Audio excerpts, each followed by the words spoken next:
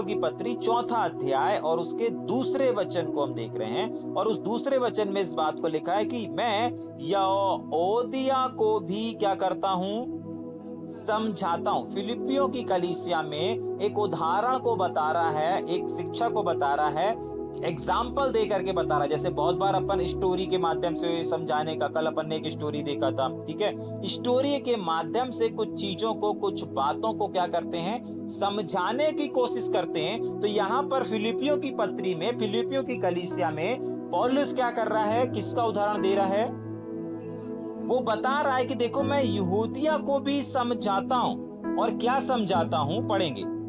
हाँ, और एक और है, सुन्तेकिस को भी समझाता हूं, आगे, कि वे सारे लोग प्रभु में एक मन रहे। एक मन की टीचिंग उसने फिलिप्पियों की कलीसिया में दिया। अब यही चीज मैंने बोल रहा है कि मैं यहूदियों को भी समझाया और सुन्तेकिस को भी समझाया। क्या समझाया, एक मन रहना है, एक चित रहना है, एक मन सा रखना है। ठीक, आगे अब तुम लोग सुनो, हे सच्चे सहकर्मी। ये मालूम है दूसरा वचन जो है, इस बात को आपको रख लेना है कि जैसे कल अभी अपन उस दिन देख रहे थे ना कि एक पत्री जो लिखी गई वो सिर्फ एक व्यक्ति के लिए नहीं लिखी गई है, एक जगह के लिए नहीं लिखी गई है, एक कलीसिया के लिए नहीं लिखी गई है, परंतु हर एक कलीसिया के लिए लिखी गई है। कुछ लोग बोलते हैं कि इस कुरिन्थियों की कलीसिया में ज्यादा पाप थे, ज्यादा गुनाह हो रहे थे, इसलिए वो पत्री उनके लिए लिखी, इसलिए वो बातें उनके लिए लिखी गई है। लेकिन ऐसा नहीं है। फिलिप्पियों की कुरिन्थियों की पत्री को जब आप अध्ययन करेंगे तब आपको पता चलेगा, और यहाँ पर दूसरे वचन को अगर आप अध्ययन करेंगे तो भी आपको पता चलेगा कि यही बातें दूसरी कलीसिया में भी पौलुस ने सिखाया। बहुत बार आप लोग देखते होंगे ना कि एक सेवक है, लेकिन एक सेवक एक संदेश इस कलीसिया में दिया है तो वही संदेश वो दूसरी कलीसिया में भी देगा। अगर एक कलीसिया में एकता के बारे में सिखाया गया है तो दूसरी कलीसिया में भी वो जब जाएगा, परमेश्वर का आत्मा उसके सामने उस वचन को लेकर के आएगा तो वो भी वहां पर उसी तरीके से एकता के बारे में बताएगा और सिखाएगा और समझाएगा। क्यों समझाएगा? क्योंकि वचन सबके लिए एक सा है।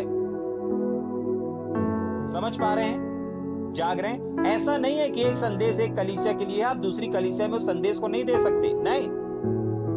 जहां परमेश्वर का आत्मा आपके सामने उस प्रकाशन को लेकर के, उस वचन को लेकर के आपको बांटना है। कभी ऐसा मत सोचना अरे यार ये संदेश तो मैंने उस जगह पे सुना चुका है, ये संदेश तो मैंने, अरे तो उस जगह पे सुनाया ना, दूसरी जगह पे तो नहीं सुनाया। समझ पा रहे हैं? पौलुस साफ बता भी रहा है, डिक्लेयर भी कर रहा है। समझ में आ रहा है? डिक्लेयर भी कर रहा है। एक बार जब शुरू में मैं प्रभु यीशु मसीह में था और जहां जहां मीटिंगें होती थी मैं जाता था, और विशेषकर बाबा आमोस सिंह की जब मीटिंगें होती थी तब मैं विशेष करके जाया करता था। ठीक है, तो एक बार मैं कटनी में पहुंचा और कटनी में बाबा आमोस सिंह का मीटिंग था और मैं भी गया। उतना उस समय बाबा जी से संपर्क नहीं था संपर्क, लेकिन हम लोग का फोन में बातचीत वगैरह नहीं होता था। लेकिन उस मीटिंग में क्या हुआ, बाबा जी ने प्रचार किया और बाबा जी प्रचार करने के बाद कुछ सीढ़ियां बिक रही थी बाबा जी की। तो वहां पर क्या किया गया, बताया गया कि ये वही संदेश है जो आज बाबा जी ने प्रचार किया है। जो लोग बेच रहे थे उन लोगों ने क्या बताया कि ये वही संदेश है जो आज बाबा जी ने प्रचार किया है। इसका मतलब पता है क्या है? बाबा जी जो वहां प्रचार किए थे वही प्रचार उनने पहले कहीं कर चुके हैं और ये गलत नहीं है। समझ पा रहे हैं? ये गलत नहीं है। पौलुस बोल रहा है मैंने ये चीजें, एक मन वाली शिक्षा, एक तन वाली शिक्षा, एक मनसा वाली शिक्षा, एक आत्मा वाली शिक्षा यहूदियों को दिया, इसको दिया, कुरिन्थियों को दिया, बहुत सारी जगहों पर दिया, तुमको भी बताया। ठीक है कि नहीं? हम पढ़ेंगे तीसरे वचन से, हे सच्चे सहकर्मी, मैं तुझसे भी मतलब तुझको भी वही बताऊंगा, तुझको भी वही सिखाऊंगा। मतलब आगे जो वो सिखाने जा रहा है, ध्यान से सुन लीजिएगा, आगे पौलुस जो भी बताने और सिखाने जा रहा है उसमें और भी कलीसियाएं शामिल हैं। जैसे एक मन वाली शिक्षाएं पहले सुना चुका है लोगों को, अब यहां पर जो सिखा रहा है वो बातें भी पौलुस क्या कह रहा है, मैं तुझसे भी विनती करता हूं। मतलब पहले भी लोगों से विनती कर चुका, पहले भी लोगों को सिखा चुका, पहले भी लोगों को बता चुका है। जाग रहे?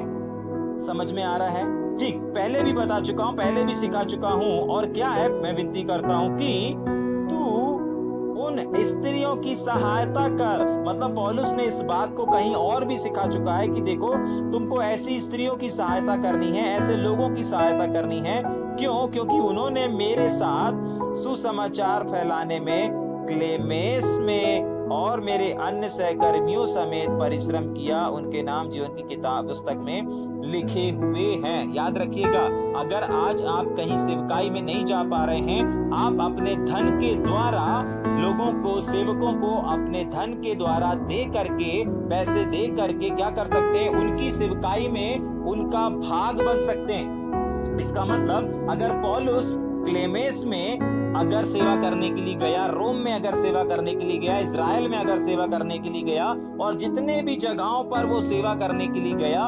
उन सेवकाई में जिन जिन लोगों ने अपने हाथ खोल करके, अपने धन को खोल करके, अपने पैसों को दे करके पौलुस की सहायता करी, तो उस सहायता करने के बदले में पौलुस के साथ साथ वो भी उस सेवकाई का भाग बन गई।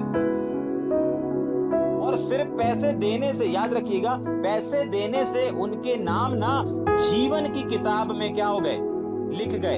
आप लाखों करोड़ रुपए अपने अकाउंट में रख दीजिए और अकाउंट में दे दीजिए, गरीबों को खिला दीजिए, आपका नाम जीवन की किताब में नहीं लिखा जाएगा। लेकिन अगर सेवकाई के लिए आप अपनी मुट्ठी को, अपने भेंट को, अपने चीजों को अगर देते हैं परमेश्वर के ऐसे लोगों को जो सच में सेवा कर रहे हैं, दूर दूर जगह जगह जा रहे हैं और परमेश्वर के वचन को फैला रहे हैं, अगर ऐसी जगह पर आप अपने धन को निवेश करते हैं, तो बाइबल बताती है कि उसका प्रतिफल अनंत जीवन में, अनंत जीवन की जो किताब है उसमें आपका नाम दर्ज कर दिया जाता है।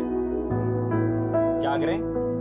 समझ में आ रहा है? जो वचन की सेवकाई को लेकर के एक स्थान से दूसरे स्थान पर जा रहे हैं, अगर आपने उनके जीवन में, उनके सेवकाई के लिए कुछ चीजों को दिया है, चाहे पैसों को दिया हो, चाहे गाड़ी को दिया हो, चाहे कुछ भी चीजों को अगर आपने दिया है, तो याद रख लीजिए कि आपने अपने नाम को उस अनंत जीवन की किताब में लिखवा लिया है। और अगर नहीं लिखवाया हुआ है तो आप ऐसा करके अपने जीवन के नाम को वहां पर दर्ज करा सकते हैं। मैं कह रहा हूं इसलिए नहीं, लेकिन परमेश्वर का वचन कहता, पौलुस कह रहा है इन लोगों को, देखो कुछ स्त्रियां हैं जिन्होंने मेरी सहायता की। जब मुझे एक शहर से दूसरे शहर जाना था, जब मुझे रिजर्वेशन करवाना था, जब मुझे यहाँ से वहां जाना था, ये करना था, वो करना था, लोगों ने मेरी सहायता करी है, इन स्त्रियों ने मेरी सहायता करी, इन भाइयों ने मेरी सहायता करी है। और देखो, उनके नाम जीवन की किताब में लिख चुके हैं। जाग रहे? उनके नाम जीवन की किताब में लिख चुके हैं। और सिर्फ बहनों के लिए नहीं है, वापस पढ़ेंगे उसमें भाई लोग भी हैं। स्त्रियों को बोला जरूर है, लेकिन स्त्रियों के साथ साथ भाई लोग भी हैं। हाँ, क्योंकि उन्होंने सुसमाचार, स्त्रियों से पढ़ेंगे ना, विनती करता हूं कि तू उन स्त्रियों की सहायता कर। स्त्रियों की नाम लिखा ना, लेकिन मैं बताना क्या चाह रहा हूं कि सिर्फ स्त्रियों के बारे में नहीं लिखा है, सिर्फ स्त्रियों ने सहायता नहीं किया है, लेकिन साथ ही साथ भाइयों ने भी सहायता किया है। वो वर्ड को पढ़ेंगे, स्त्रियों की सहायता कर। क्यों? क्योंकि उन्होंने मेरे साथ सुसमाचार फैलाने में, क्लेमेस में और अन्य सहकर्मी, मतलब स्त्रियों के साथ कुछ अन्य पुरुष लोग भी थे, सहकर्मी लोग भी थे, जिन्होंने मुझको दिया और मैं जाकर के सेवा कर पाया। पैदल जा रहा था, मेरे पास जहाज का साधन नहीं था, लोगों ने मेरे लिए एक जहाज रथ तैयार करवा दिया। नाव की व्यवस्था नहीं थी, एक इस पार से उस पार जाने के लिए एक नाव का इंतजाम कर दिया। खाने पीने को नहीं था कुछ, उन्होंने मेरी हर एक क्षेत्र में, सेवकाई में मेरी सहायता करी है, और इस वजह से उनका नाम जीवन की किताब में लिख दिया है। याद रख लीजिएगा, आप कितनी भी सेविंग कर लें, कितने भी दान पुण्य कर लें, ठीक है कि नहीं, कितना भी कुछ कर रहे हैं, लेकिन अगर आपने एक सेवकाई में, जो कि सेवा के परमेश्वर के वचन को लेकर के एक स्थान से दूसरे स्थान पर जाते हैं, अगर आपने उन लोगों को दिया है, निश्चय आपके नाम जीवन की किताब में, आपके राशन कार्ड में, आपके आधार कार्ड पे नाम हो अथवा ना हो, यहाँ के नाम लोग काट भी सकते हैं, लेकिन वहां पर एक बार नाम लिख गया ना, तो संसार का कोई भी व्यक्ति नहीं काट सकता। जाग रहे? समझ में आ रहा है?